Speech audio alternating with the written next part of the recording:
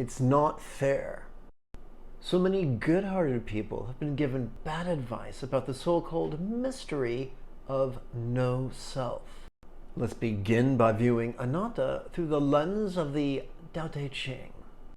If you view the contemplations of no self through the lens of being rigid, fearful, and controlling, elitist, competitive, and cruel, it could forever remain opaque.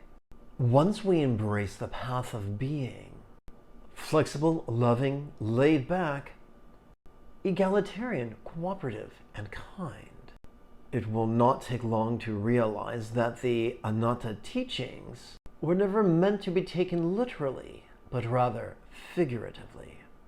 Our second task is to allow the appreciation of the metaphor to be informed by our comprehension of the Four Noble Truths. First, from the perspective of evolutionary biology, we are subject to many stressors, circumstantial, physical, interpersonal, and mental.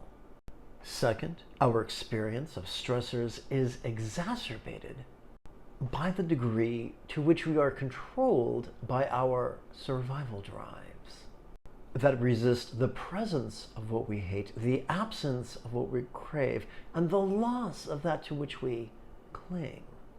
Third, we could let go of those drives so that although we remain mindful of them, they no longer control our choices, utterances, or deeds.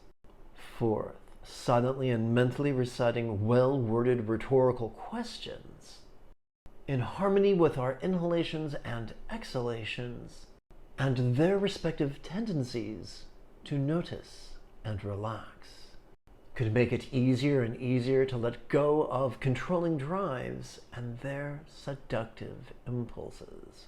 Play with rhetorical questions such as, how could hateful thoughts feel stressful? How could craving thoughts feel stressful? How could clinging thoughts feel stressful?